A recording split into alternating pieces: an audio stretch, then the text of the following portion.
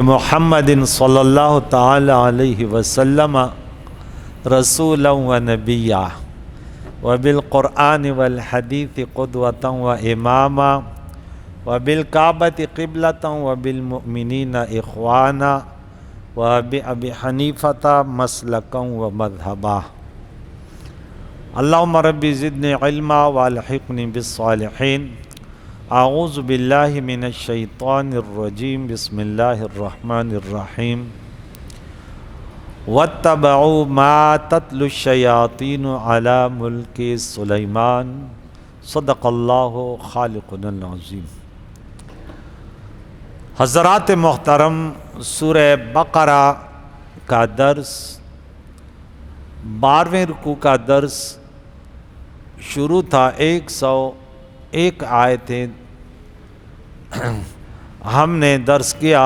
گزشتہ درس میں یہودیوں کی سازش کے کہتے تھے کہ ہم آپ کے ساتھ اس لیے آپ کے تعلیمات کو اس لیے نہیں مان سکتے کہ یہ تعلیمات جبرائیل علیہ السلام لے کر آتا ہے اور وہ ہمارا دشمن ہے، انہیں ہماری بوری بستیوں کو بجاڑا اور یہ کیا۔ اللہ تعالیٰ نے فرمایا جو اللہ کے فرشتوں کو جبریل میکائیل کا دشمن ہو، اللہ کے رسولوں کا اللہ ان کا دشمن ہے۔ اور یہ ایسے لوگ ہیں کہ جب بھی یہ وعدہ کرتے ہیں تو توڑ ڈالتے ہیں۔ حالانکہ ان کے پاس وہ رسول آیا جن کو یہ جانتے تھے، وہ کتاب لے کر آیا جو تصدیق کرنے والا تھا، ان کتابوں کو جو ان کے پاس تھا، پھر بھی انہوں نے ان کتاب کو پیٹھ پیچھے ڈال دیا، گویا کہ سمجھتے ہی نہیں، جانتے ہی نہیں۔ آج کے درس میں رب فرماتا ہے وَاتَّبَعُوا، ان یہودیوں نے پیروی کی مَا تَتْلُو الشَّیَاطِینُ، اس جادو ان کفریہ کلمات کی جن کو تلاوت کرتے تھے شیاطین علی ملک سلیمان علیہ السلام کے سلطنت میں۔ وما کفر سلیمان، انہوں نے سلیمان علیہ السلام کی طرف کفر کی نسبت کی، جادو کی نسبت کی۔ سلیمان علیہ السلام نے کفر نہ کیا، وہ تو اللہ کے نبی ہیں، نبی معصوم ہوتے ہیں۔ ولیکن الشیاطین، لیکن شیاطینوں نے کفروا، کفر کیا۔ وہ کفر کیا تھا؟ یعلمون الناس السحر، لوگوں کو جادو سکھاتے تھے۔ جادو سیکھنا سکھانا کفر ہے، جن کے اندر کفریات و شرکیات مطلق نہیں۔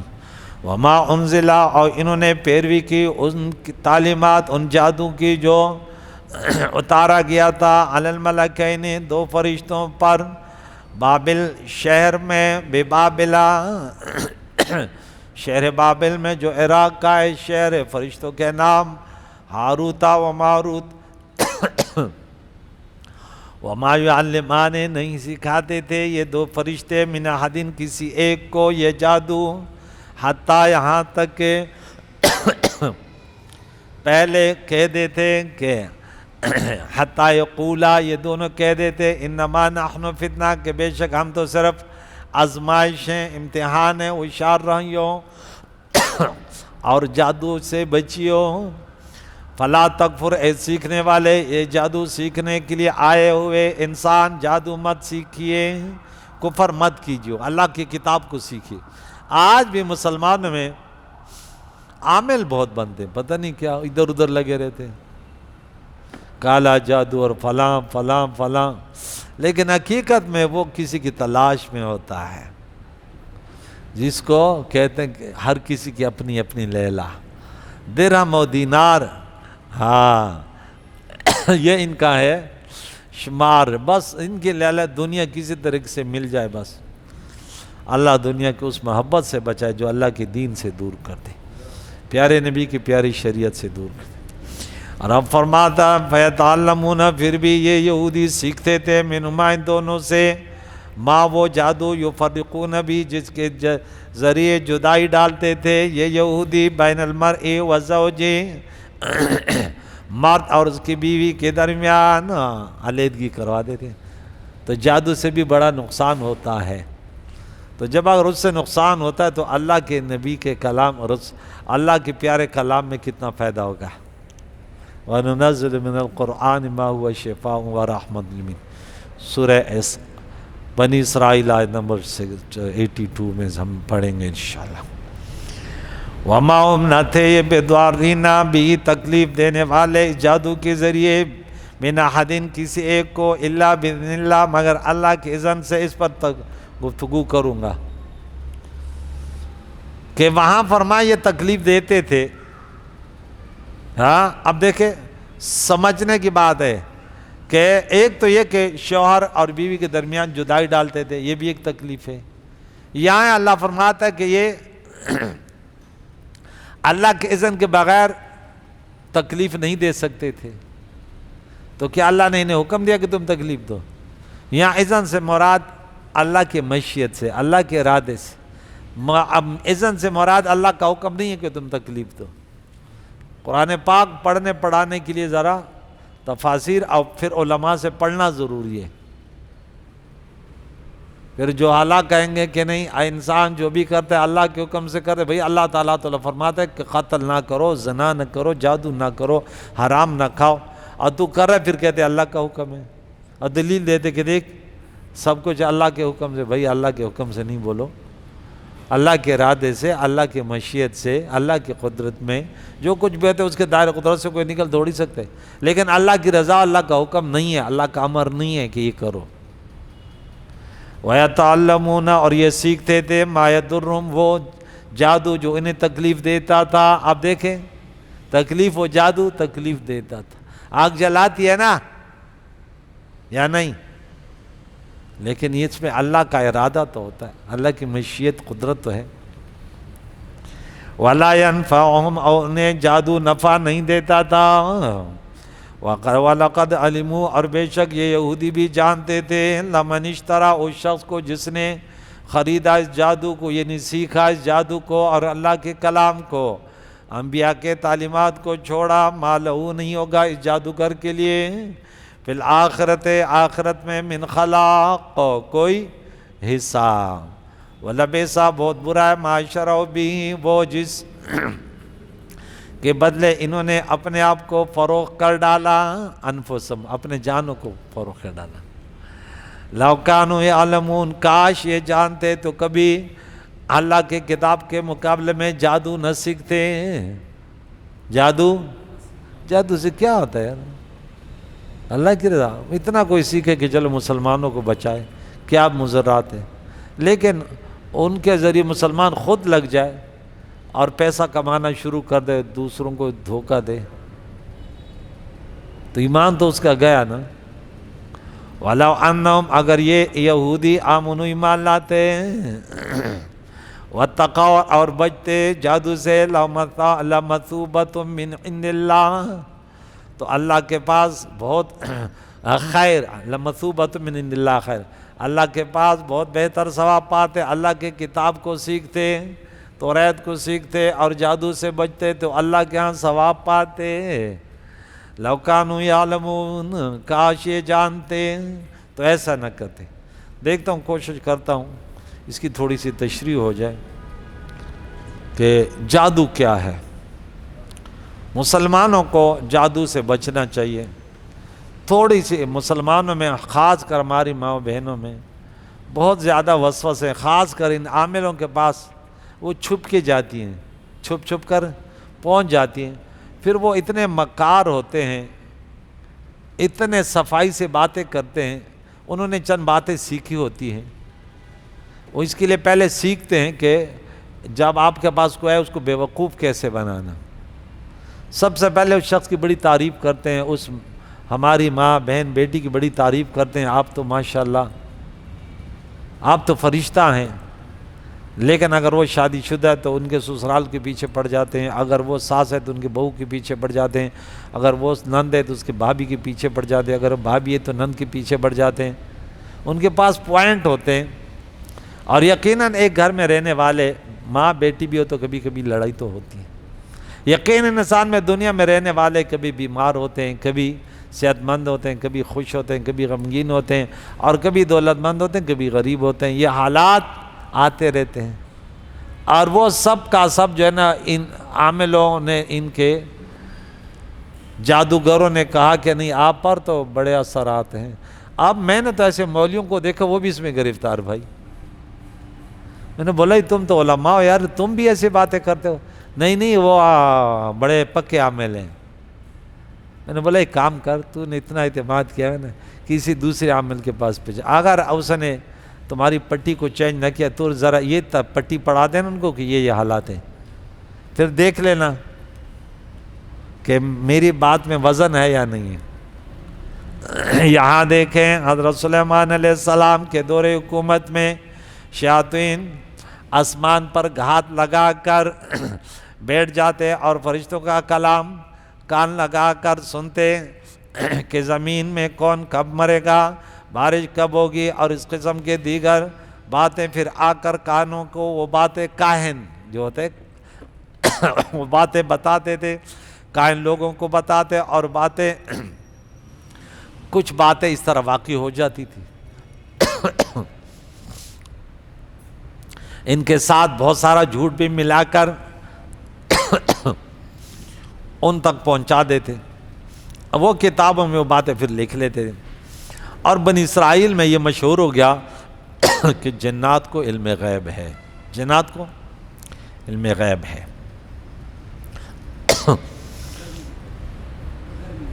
حضرت سلیمان علیہ السلام نے ان کتابوں کو تلاش کروا کر منگوایا اور ایک صندوق میں رکھ کر اپنی کرسی کے نیچے دفن کر دیا. اب لوگ اس میں لگے ہوئے. میں کہتا ہوں حکومت ایک کام کرے کہ ان لوگوں کو نہیں, عوامل پہلے ان کی تحقیق کرے, کیونکہ دم درود ہم ماننے والے ہیں. لیکن یہ جو مسلمانوں کو جو انہوں نے گمراہ کیا نا کہ یوں ہوگا یوں ہوگا یوں ہوگا, ان کا ذرا ہر گھر میں بھائی سب پریشانیاں اور پھر وہ ایسے نظریہ بنا لیتا ہے کہ وہ بس سن کے کہتے نہیں مجھے پتہ تھا میرے اوپر کسی نے جادو کیا ہے, اس لیے تو دوائی اثر نہیں کرتی. بھائی خالہ بیٹی آپ کی عمر 60 سال ہو گئی, 70 سال ہو گئی, بیماریاں تو آتی رہتی ہیں نا. نہیں بیٹے, یہ آپ کو پتہ نہیں ہے. ہمارے ایک مولانا تھے تو اللہ ان کے درجات بلند فرمائے, کہتے اچھا ان کو سچ بولو نا کہ بھائی کوئی جادو وغیرہ آپ کو نہیں ہے, تو مانتے ہی نہیں. بولا نہیں, ان کو کہتے ان کو 2-3 اور ملا کے کر دو نا. بھائی آپ تو پتہ نہیں چل کیسے رہے یار, کالا جادو آپ پر ہے, لال جادو آپ پر ہے, پیلا جادو آپ پر ہے, سفید جادو آپ پر ہے, پتہ نہیں اب کیسے گھوم رہے یار. اور ایسے تمہیں باندھا ہوا ہے کہ بس یہ تو آپ کی ہمت ہے. وہ پھر کہتے اس لیے میرے دماغ میں آگ لگی ہوئی تھی, مجھے تو راتوں کو نیند نہیں آتی تھی. کہتے پھر یہ خوش ہوتا ہے. اور اس کو بولو بھائی تو نماز تیری صحیح نہیں ہے, تو تلاوت نہیں کرتا, تیرا اٹھنا صحیح نہیں, تیرا بیٹھنا صحیح نہیں, تیرا سونا صحیح نہیں, تو شریعت سے ہٹا ہوا اس لیے تو بے قرار ہے. نہ دنیا سے نہ دولت سے نہ گھر آباد کرنے سے تسلی دل کو ہوتی ہے, اللہ کو یاد کرنے سے. کہاں پڑھا تھا یہ تو میں نے ترجمے میں وہ شعر میں ترجمہ سنا دیا. الا بذکر اللہ تطمئن القلوب, آیت نمبر اتنا تو پہنچ گیا کہ سورہ رات جو سورہ یوسف سے پہلے ہے, سورہ حجر کے سے پہلے, اور سورہ یوسف کے بعد, اور آیت نمبر اتنا, بس اتنے سننے والے اتنے ہو جائے کہ آیت نمبر 28. تو یہ اس کو یہ کرو کہ تم نماز پڑھو, یہ کرو. دیکھیں میں آپ کو تعویذ دیتا ہوں, علماء کو یہ کام کرنے چاہیے نا. اس کو ایک وظیفہ دے دے, یہ کرو تم یہ کرو. ہاں آپ کے تمام بیماریاں وہ ان کا چلو ان کو سکون بھی آ جائے گا, پیسے بھی غریب کے بچ جائیں گے. اور وہ کاہن وغیرہ جو ادھر ادھر ہیں وہ پیسے بھی لے لیتے ہیں. لال بابا کے پاس گئی تھی اور لنگڑے بابا کے پاس گئی, اور پیلے بابا کے پاس گئے تو نیلے بابا کے پاس گئے, اور نام ایسے رکھیں کہ بس ہوائی بابا کے پاس گئی, اور پتہ نہیں نام کیسے رکھے. نام تمہیں یاد ہیں کچھ؟ واہ واہ واہ, بورڈوں پہ پڑھا کرو نا, تو اچھا دور رہتا ہے. ہاں ہم کسی قوم کا نام نہیں لیتے. ہمارے سب اللہ تعالیٰ بچائے. تو صندوق میں سلیمان علیہ السلام نے اپنے تخت کے نیچے سب کو دفنا دیا، سب کے جادو کو ختم کر دیا. شیاطین میں سے جو بھی ان کی کرسی کے قریب جاتا وہ جل جاتا. پھر آپ نے اعلان کرا دیا کہ جس شخص کے متعلق میں نے سنا کہ وہ کہتا ہے کہ یہ شیاطین غیب جانتے ہیں، یعنی یہ کرتے بہت سارے خرافات ہوتے ہیں، میں ان کی گردن اڑا دوں گا. سلیمان علیہ السلام فوت ہو گئے، اور وہ علماء بھی جو ان کے تربیت یافتہ تھے وہ بھی دنیا سے چل بسے. اور مزید چند پشتیں گزر گئی. اب شیطان تو اس کی تو بڑی عمر ہے. اب اس کو شیطان دیکھے وہ ہمیشہ پیچھا کرتا ہے،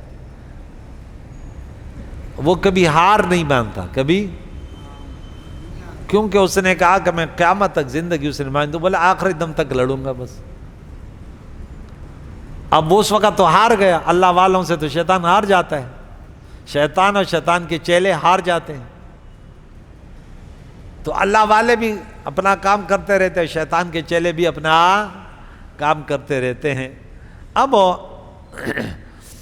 ایک دن شیطان انسان کی صورت میں بنی اسرائیل کے ایک جماعت کے پاس گیا اور کہا کہ میں تم کو ایک نہ ختم ہونے والا خزانہ بتاتا ہوں، ایسے خزانہ جو ختم نہیں ہوگا، تم پھر کھاتے رہو پیتے رہو. اب شیطان کو بھی پتہ کہ انسان کے فطرت میں دنیا سے بڑی محبت ہے. ان کو بولو نا دولت مل جائے گی، یہ پھر کہتے ہیں باپ پر بھی حملہ کرتا ہے، بھائی پر بھی کرتا ہے، پڑوسی پہ بھی کرتا ہے. کہتے ہیں مجھے تو میری لیلا چاہیے، اور دنیا ہماری لیلا ہے. اللہ اس لیلا سے بچائے.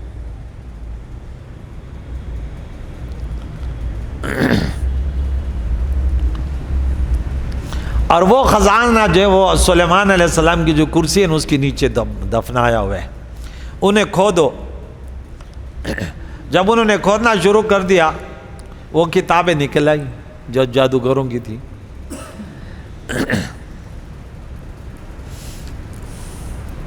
تو اب شیطان کو موقع مل گیا. شیطان نے کہا سلیمان علیہ السلام اس جادو کے ان کتابوں کی وجہ سے انسان اور جنات اور پرندوں پر حکومت کرتے تھے.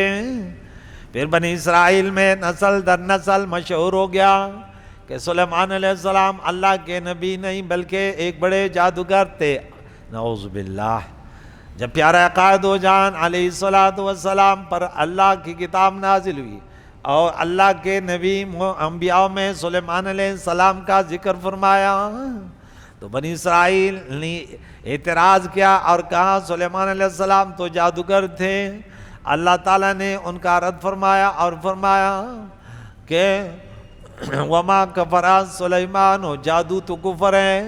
سلیمان علیہ السلام تو اللہ کے نبی تھے، ان کے پر تو وحی آتی تھی. کیا آتی تھی؟ وحی. یہاں دیکھیں یہ بات تو یہاں تک ہو گئی. پھر اللہ تعالیٰ نے جو بابل شہر میں بے بابیلا 2 فرشتے ہاروت اور ماروت بھیجے، اس کے بارے میں بڑے واقعات ہیں. یہ جادو کیا ہے؟ قاموس صحاح لغت کی کتابوں میں لکھا ہوا ہے جس چیز کا ماخذ لطیف اور دقیق ہو وہ سحر ہے، کہ عام لوگوں کے نظروں سے اوجھل ہو. اس کو کیا کہتے ہیں؟ جادو.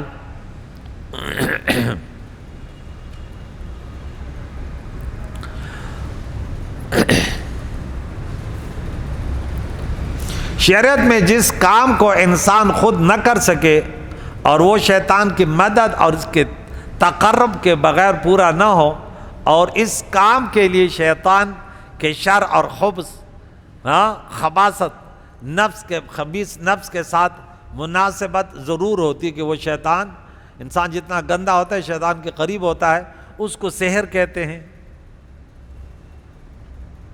جادو کرنا گناہ کبیرہ ہے، یہ یاد رکھیں. کیا ہے؟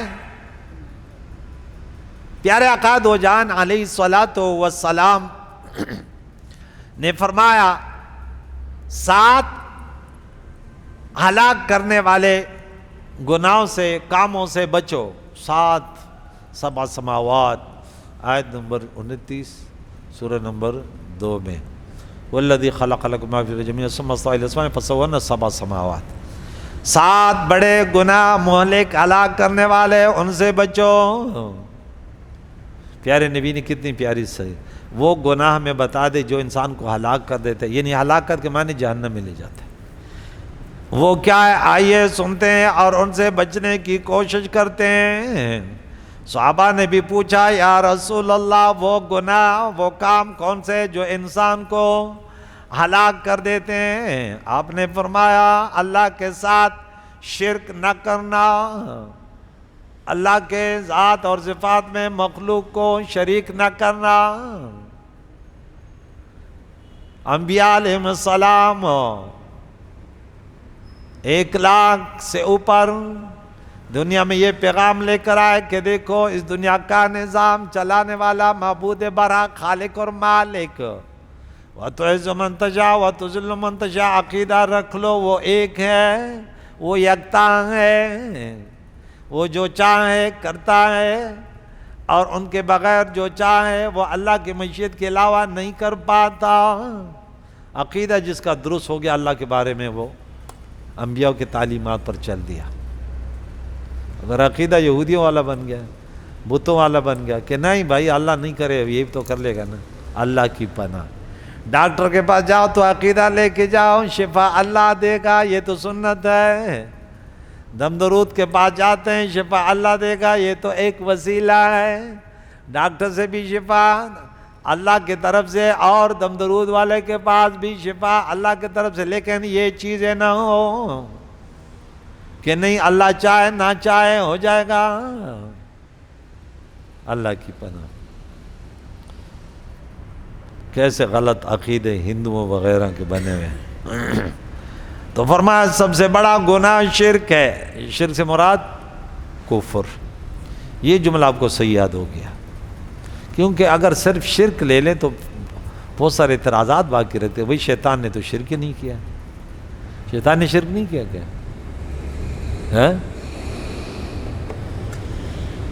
اب یہ سچ میں پڑ گئے کہ یار شیطان نے شرک کیا کہ نہیں کیا؟ نہیں کیا تھا. وہ کہتے کیا تھا. تو ہر کافر شرک نہیں کرتا پھر بھی کافر ہو جاتا ہے. شرک نہیں کرتا پھر بھی کافر ہو جاتا ہے. اچھا بعض مولوی بھی ایسے عجیب ہے. میں نے بولا یار تم نے یہ قید لگایا یوں یوں یوں. کسی مسلمان کا یہ عقیدہ بھی بن گیا، اس نے کسی بت کو نہیں پوجا لیکن بولا کہ نہیں پوچھ سکتے ہیں. اس نے پوری زندگی میں نہیں پوجا اللہ کی بات، لیکن کہتا ہے اگر پوچھ لیا تو کیا ہوتا ہے؟ تو یہ بھی کافر ہے. عقیدہ رکھنا ہے لا الہ الا اللہ کا رکھنا ہے کہ کوئی معبود نہیں ہو سکتا، بات ختم. نہ ہو، نہ تھا، نہ ہے، نہ ہوگا، کوئی معبود نہیں ہو سکتا. یہ بچہ ذہین ہے، اس کو دنیا کی لالچ نہیں ہے. بس آگے چلتے ہیں. دوسرا گناہ کیا ہے؟ اللہ بچنے کی توفیق عطا فرما. ناحق قتل کرنا. کہاں پڑھا تھا یہ گناہ؟ اس گناہ کے بارے میں دیکھتے ہیں کس بچے کو یاد ہے. قرآن پاک اتنا پڑھو کہ وہ ذہن میں اتر جائے، بس پھر تمہارے دل میں ایسے مٹھاس پیدا ہوگا. سورت نمبر 4 آیت نمبر 93 اور 94. ابھی دیکھیں دونوں میں سے کون سی آیت ہے؟ سورہ نساء. یہ آپ کے ذہن میں بیٹھ جائے. یہاں دیکھیں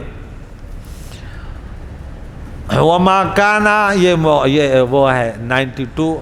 مسلمان کی شان نہیں کہ مسلمان کو قتل کر ڈالے. 93 نمبر آیت ہے وَمَنْ يَقْتُلْ مُؤْمِنًا مُتَعَمِّدًا فَجَزَاؤُهُ جَهَنَّمُ خَالِدًا فِيهَا. اب دیکھیں کیا کتنے وعیدات ہیں.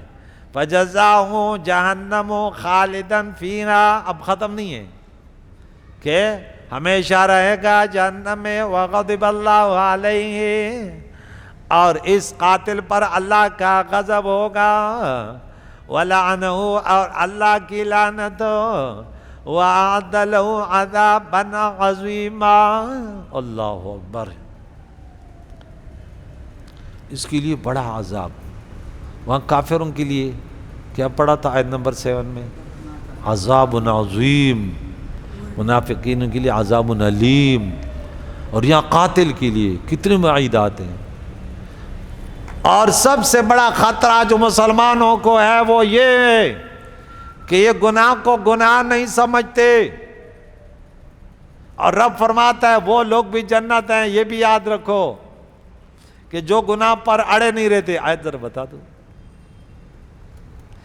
گناہ کرتے تو اللہ کو یاد کر کے توبہ کر لیتے ہیں. سورۃ نمبر 3 آیت نمبر 135. والذین اذا فعلوا فاحشة او ظلموا انفسهم ذکروا اللہ فاستغفروا لذنوبهم ومن يغفر الذنوب الا اللہ ولم يصروا على ما فعلوا وهم يعلمون. استغراق عالم استغراق میں ہے. تو جب بھی بے حیائی کا یا اپنے اوپر ظلم کر دیں تو اللہ کو یاد کر لیتے ہیں, اپنا گناہوں کی مغفرت طلب کر لیتے ہیں اور اس پر اڑے نہیں رہتے. تو دیکھیے قتل دوسرے نمبر پہ سب سے بڑا گناہ ہے. ادھر بیٹھ جا کے.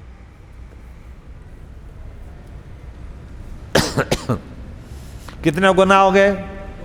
2 ہو گئے. دنیا والوں یاد رکھو یہ وہ گناہ ہیں کہ اللہ کے نبی نے فرمایا یہ ہلاک کر دیتے ہیں. اور جو نبی کے زبان سے نکلا وما ينطق عن الهوى. نمبر 3 سود کھانا. اچھا یہ آیت بھی ہم نے یاد کرنی ہے. اب میرے ذہن میں نہیں ہے تو آپ لوگوں کے ذہن میں تو سرے سے نہیں ہے کہ فَإِن لَمْ تَفْعَلُوا فَأَذَنُوا بِحَرْبٍ مِّنَ اللَّهِ وَرَسُولِهِ. اللہ تعالیٰ نے فرمایا کہ دیکھیں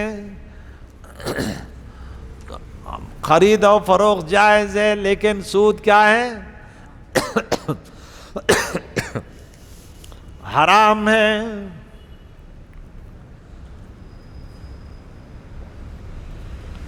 270. اچھا اس کا آخری جملہ کا وہ مجھے یاد ہے لا تظلمون ولا تظلمون اس کے, لیکن یہاں پوری آیت مجھے یاد نہیں تھی. کہ دیکھو سود کے بارے میں رب کریم نے فرمایا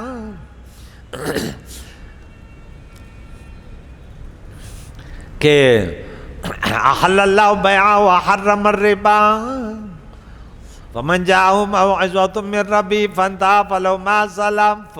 آگے فرمایا یمحق اللہ الربا ویربی الصدقات. مسلمان تو اس لیے سود لے رہا ہے کہ دولت بڑھ جائے گی. رب فرماتا ہے نہیں, سود خور کا مال گھٹے گا اور صدقے خیرات کرنے والوں کا مال بڑھے گا. یہ حکم یہ رب نے یہ نسخہ بتایا ہمیں. مال بڑھنے کے لیے علم جتنا خرچ کرو علم بڑھتا ہے. ایک چشمہ ہے اس کا پانی جتنا نکلتا ہے بڑھتا ہے. مائے زمزم کا پانی پیا آپ نے کبھی؟ کہتے میں نے پیا. آپ لوگوں نے نہیں پیا, آپ نے مائے زمزم پیا ہے میرے خیال میں. آگے دیکھیں فَإِن لَمْ تَفْعَلُوا فَأَذَنُوا بِحَرْبٍ مِّنَ اللَّهِ وَرَسُولِهِ. اگر تم سود سے باز نہیں آؤ گے, سود ویسے فارسی کا لفظ ہے منافع لیکن ناجائز منافع, تو اللہ کے نبی کے جنگ کے لیے تیار رہیو. یہ تیسرے نمبر پر گناہ ہے. اللہ تعالیٰ نے اعلان جنگ حدیث قدسی میں اور قرآن میں. حدیث قدسی میں اللہ والوں سے لڑائی لینا. من عادہ نہیں ہے, بعض مقررین لگے رہتے ہیں کہتے ہیں من عادہ یعنی جس نے بیمار پرسی کی. عادہ بیمار پرسی کی, عداوت سے. جس نے عداوت میرے بندے سے مسلمان مومن کامل سے دشمنی رکھی, رب فرماتا میں تم سے اعلان جنگ کرتا ہوں. تو اللہ تعالیٰ سے کون جنگ کر سکتے ہیں؟ اللہ والے بن جاؤ, اللہ تمہاری حفاظت کرے گا. خوف نہ کرو. چوتھا گناہ بتانے والے ہیں یتیم کا مال کھانا. اس کے بارے میں کب پڑھا تھا؟ سورہ نساء کی آیت نمبر 11 پڑھو، اتنا تو کچھ یاد ہے کہ جو یتیموں کا مال کھاتے ہیں وہ اپنے پیٹ میں جہنم کی آگ ڈالتے ہیں۔ اللہ تعالیٰ یتیموں کے مالوں کی حفاظت کرنے کی توفیق عطا فرمائے، جس طرح رب لم یزل کا حکم ہے۔ یہاں ذکر ہے، آگے چلتے ہیں، آیت نمبر مجھے یاد نہیں اسے۔ 5واں گناہ میدان جہاد سے پیٹ پھیر کر بھاگنا۔ جنگ احد سورہ آل عمران میں اور سورہ انفال میں، سورہ توبہ میں جگہ جگہ ان کا ذکر آیا ہے کہ اگر اپنے مجاہدین کے پاس جا کے حملہ کرنے کے لیے اگر وہ پیچھے ہٹتا تو وہ معنی نہیں ہے، لیکن میدان جنگ چھوڑ کے بالکل بھاگ جائے تو یہ بہت بڑا گناہ ہے، کیونکہ انسان تو شہادت کی بہت طلب کرتا ہے، اور پھر جب گولیاں برس رہی ہیں اور میدان جنگ ہو، پھر تو دولت ایمان ساتھ ہو تو کبھی پیٹھ نہیں پھیرتے، پھر وہ تو پھر رکتے نہیں ہیں بھائی، وہ تو شیروں کی طرح حملہ آور ہوتے ہیں۔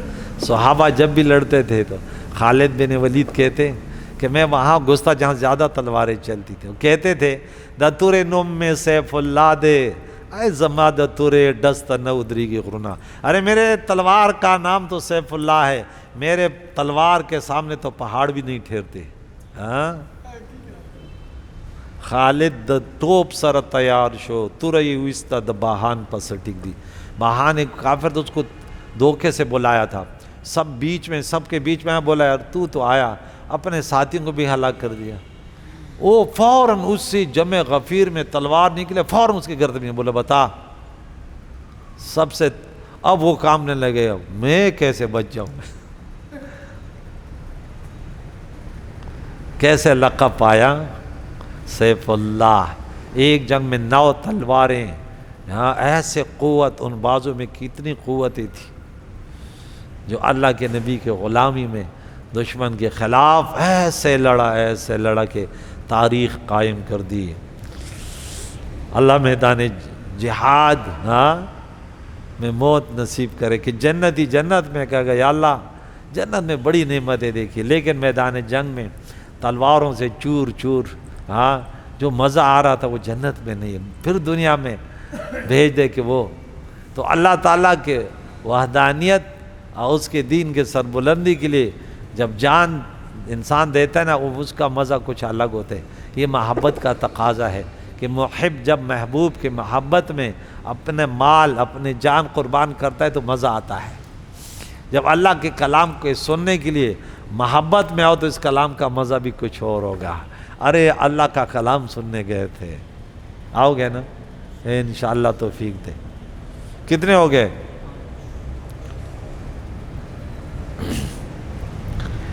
نمبر 6، اور مسلمان پاک دامن عورت پر تہمت لگانا، یہ 7واں تو یہ ہو گیا، وہ 6 تھا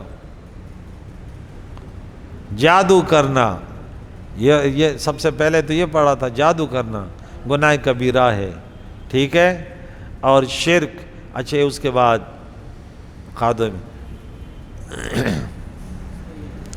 شرک، جادو کرنا، جادو کے بارے میں بتایا تھا، اور ناحق قتل کرنا یہ 3 تھا، اور سود کھانا، یتیم کا مال کھانا، میدان جہاد سے بھاگنا 7واں ہے، اور پاک دامن عورت پر بدکاری کی تہمت لگانا۔ صحیح مسلم وغیرہ یہ بخاری مسلم یہ حدیث موجود ہے۔ سحر کی حقیقت یہ ہے اور جسم کو تکلیف پہنچانے میں اس کی تاثیر ہے۔ جادو کو سیکھنا بالاتفاق حرام ہے اور اس کی اباحت کا اعتقاد کرنا کفر ہے۔ فتح القدیر کتاب کا نام سنا نا؟ یہ کوئی شرح یا تفسیر ہے؟ علامہ شوکانی کی تفسیر ہے اور علامہ محمام کی شرح ہدایہ ہے، ایک شرح ہدایہ بھی فتح القدیر ہے۔ امام ابو حنیفہ نے فرمایا جس شخص کا سحر کرنا اس کے اقرار یا گواہی سے ثابت ہو اس کو قتل کر دیا جائے گا اور اس سے توبہ نہیں طلب کی جائے گی۔ اللہ اکبر۔ اس میں مسلمان، ذمی، آزاد، غلام سب برابر ہیں، سر تن سے جدا۔ ساحر سے مراد وہ شخص نہیں جو معوذتان سے جادو کو دور کرے، قل اعوذ بالفلق، قل اعوذ برب الناس، اور ایک اور بھی طلسم کرنے والا مراد، یعنی بعض جو ہوتے ہیں شعبے دکھاتے وہ بھی جادوگر میں شمار نہیں ہوتا۔ علامہ شامی نے اس کا وہ کیا تھا۔ اچھا یہ تھوڑی سی بات کر دو، میں تفسیر ساتھ رکھی تھی، اس میں بڑی تفصیل ہے کہ ہاروت اور ماروت دو فرشتے تھے، ان کے متعلق علماء اسلام میں اختلاف ہے۔ محققین مدققین کا نظریہ ہے کہ اللہ تعالیٰ نے ان کو اس لیے بھیجا تھا کہ وہ لوگوں کو جادو کی حقیقت بتائیں، ان کے مضرات سے آگاہ کریں اور لوگوں پر یہ واضح کریں کہ لوگ جو سحر کے نام سے مختلف ہیلوں سے اور شعبدوں سے عجیب و غریب کام کرتے ہیں وہ سحر نہیں ہے۔ وہ لوگوں کو جادو کی تعلیم دیتے تھے اور اس پر عمل کرنے سے روکتے تھے۔ اللہ تعالیٰ نے لوگوں کی آزمائش کے لیے سحر کو نازل کیا۔ جس نے سحر سیکھ کر اس پر عمل کیا وہ کافر ہو گیا، اور جس نے سحر کو نہیں سکھایا، جادو کی حقیقت کو جاننے اور اس کے ضرر سے بچنے کے لیے اس کو سیکھا صرف تو اور اس پر عمل نہ کیا، وہ اپنے ایمان پر سلامت رہا۔ جادو کے حرام اور گناہ کبیرہ ہونے کے باوجود اس کا نزول اس وجہ سے ہے کہ اللہ تعالیٰ خیر اور شر ہر چیز کا خالق ہے۔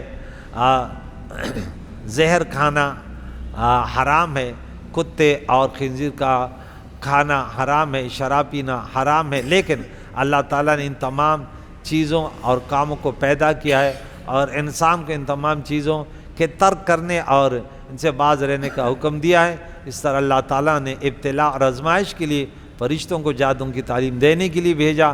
بعض روایت ان کے متعلق یہ مذکور کہ انہوں نے زمین پر آ کر گناہ کیا، یہ روایت قرآن مجید کے آیات کے خلاف ہیں۔ رب کریم نے فرمایا سورہ تحریم آیت نمبر 66 میں کہ لا یعصون اللہ ما امرهم ویفعلون ما یؤمرون، وہ اللہ کی نافرمانی نہیں کرتے، وہی کرتے ہیں جو اللہ تعالیٰ کا حکم ہے۔